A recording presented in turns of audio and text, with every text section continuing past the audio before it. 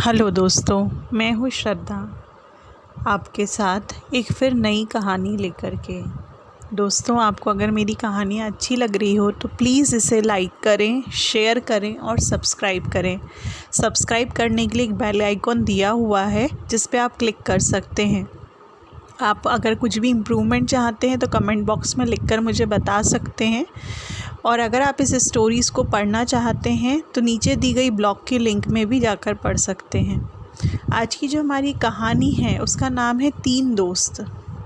ये कहानी 3 दोस्तों को लेकर के बनी गई है और तीनों दोस्तों की जो सोच रहती है उसमें इसको बताया गया है। 3 मित्र चले जा रहे थे सुनसान सड़क पर अपने गंतव्य की ओर, चुपचाप अपनी धुन में, अपने विचारों में लीन होकर। चलते चलते बहुत समय हो गया था, मंजिल अभी दूर थी। तीनों मित्रों ने एक एक बैग हाथ में उठा रखा था और एक एक बैग उनके कंधों पर लाद रखा था। कुछ समय के बाद उनमें से एक मित्र ने चुप्पी तोड़ी और बोला, दोस्तों, मुझे चलने में थकान महसूस हो रही है, अब मैं आगे नहीं चल सकता। कहीं वृक्ष की छाया में बैठकर थकावट उतारने की कोशिश करनी चाहिए ताकि आगे चलने के लिए ताकत मिल सके। अब दोनों दोस्तों ने उसकी ओर देखा तो लगा कि वह वास्तव में बहुत ज़्यादा थक गया था। थोड़ी दूर पर एक पेड़ दिखाई दिया जिसके नीचे चबूतरे पर एक पानी से भरा हुआ घड़ा भी रखा हुआ था। उन्होंने सोचा कि इस दुनिया में परोपकार करने वालों की अभी भी कमी नहीं है। किसी ने हमारे जैसे थके मांदे राहगीरों के लिए ही ये प्रबंध किया हुआ है। तीनों उस वृक्ष के नीचे आराम करने के लिए बैठ गए। अब पहला दोस्त जो था वो बहुत ज़्यादा थका हुआ था और दूसरे मित्र के चेहरे पर भी थकान के लक्षण दिखाई दे रहे थे। लेकिन ये क्या, तीसरा जो दोस्त था वो प्रसन्न मुद्रा में था। अब दोनों मित्रों के मन में इस प्रसन्नता का रहस्य जानने की इच्छा हुई। उन्होंने कहा, दोस्त, तुम्हारे पास भी हमारे तरह ही 2-2 बैग है। ऐसा इनमें क्या है जो तुम इतना बड़ा बोझ उठाकर चलने के बाद भी थकान महसूस नहीं कर रहे हो? उसने उत्तर दिया कि यह तो मैं बाद में बताऊंगा कि इसमें क्या है, पहले तुम बताओ कि तुमने अपने बैग में क्या लेकर आए हो। अब पहला दोस्त जो था वो कहता है, अरे भाई, कुछ खास नहीं है। आगे वाला बैग दूसरों द्वारा दी गई बुराइयों से भरा हुआ है और पिट्टू वाला जो बैग है वो उनकी अच्छाइयों से भरा हुआ है। मेरी जो आंखें हैं वो आगे वाले बैग पर ही रहती है और उन बुराइयों के बारे में ही मैं सोच कर मेरे दिल दिमाग पर बोझ बढ़ाता रहता हूँ। मेरी थकावट का यही कारण है। तभी दूसरा दोस्त बोलता है, दोस्त, मेरे पास भी इन्हीं दोनों वस्तुओं से भरा हुआ बैग है, बस फ़र्क इतना है कि मैंने बुराइयों वाला जो बैग है उसको पीछे पीठ पर टांग रखा है और अच्छाइयों वाला बैग हाथ में पकड़ा हुआ है। मैं उन लोगों की अच्छाइयों को ध्यान करते हुए आगे चल रहा हूँ, इसलिए मुझे उसकी अपेक्षा में कम थकान महसूस हो रही है। पर यह तो बताओ कि तुम इतने ज़्यादा प्रसन्न कैसे बने हुए हो? अब जो तीसरा दोस्त था वो मुस्कुराते हुए उत्तर देता है, दोस्तों, तुम्हें यह जानकर आश्चर्य होगा कि मेरे बैग में भी यही दोनों चीज़ें हैं। मैंने पहले मित्र की तरह ही बुराइयों का बैग आगे नहीं रखा है, लेकिन मैंने पीछे रखा हुआ है ताकि मुझे किसी की बुराई दिखाई ही ना दे।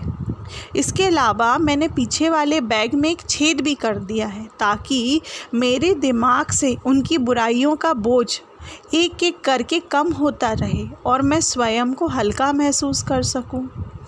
यहाँ तक आते आते मेरे पीछे वाला बैग खाली हो चुका है क्योंकि उसको रखने का कोई भी आवश्यकता मुझे महसूस नहीं हो रही है। तो दोस्तों, क्या हम तीसरे मित्र की तरह नहीं बन सकते?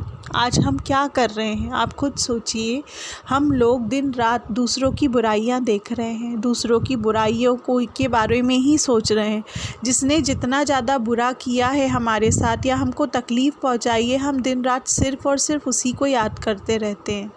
हम उनकी अच्छाइयों को नहीं देखते, उनकी अच्छाइयों को याद नहीं करते। लेकिन एक सफ़ेद कपड़े में जैसे काला धब्बा लग जाता है तो हर एक की निगाह क्या जाती है, उस काले धब्बे के ऊपर ही जाती है, उस बाकी के सफ़ेद कपड़े पर नहीं जाती।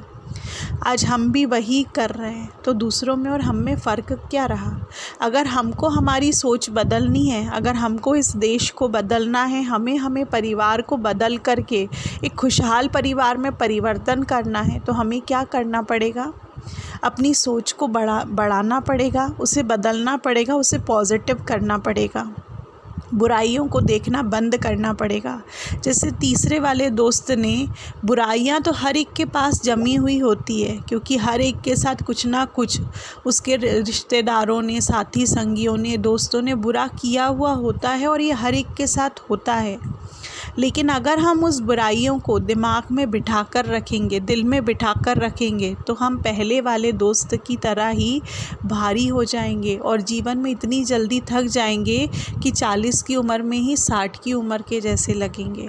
इतनी जल्दी बुढ़ापा आ जाएगा, इतनी जल्दी हमारा शरीर कमज़ोर हो जाएगा।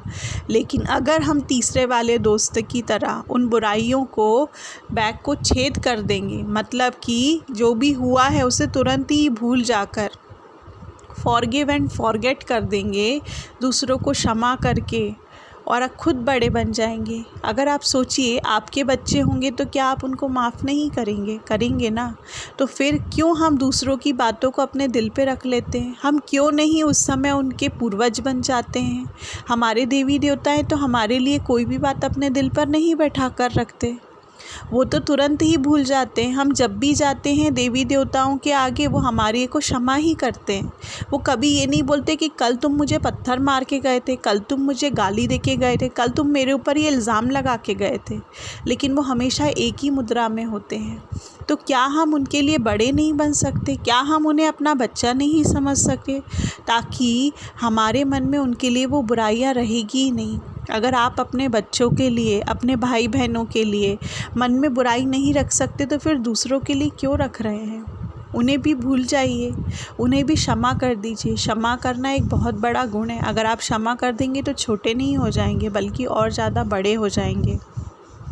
अगर आप उन बुराइयों को उस तीसरे वाले के बैग की तरह छेद डाल करके निकाल देंगे, तो आपके दिल में कोई बोझ रहेगा ही नहीं। आपकी उम्र घटेगी नहीं, बढ़ जाएगी। आपके चेहरों पे झुर्रियाँ नहीं आएगी, चेहरा चमकने लग जाएगा। जो थकान आप महसूस कर रहे हैं, वो थकान महसूस ना करके आप हमेशा खुश रहेंगे। तो दोस्तों, बुराइयों को ख़त्म करते चलें और अच्छाइयों को देखते चलें। यही मेरी आज की कहानी की सीख थी। ओम शांति।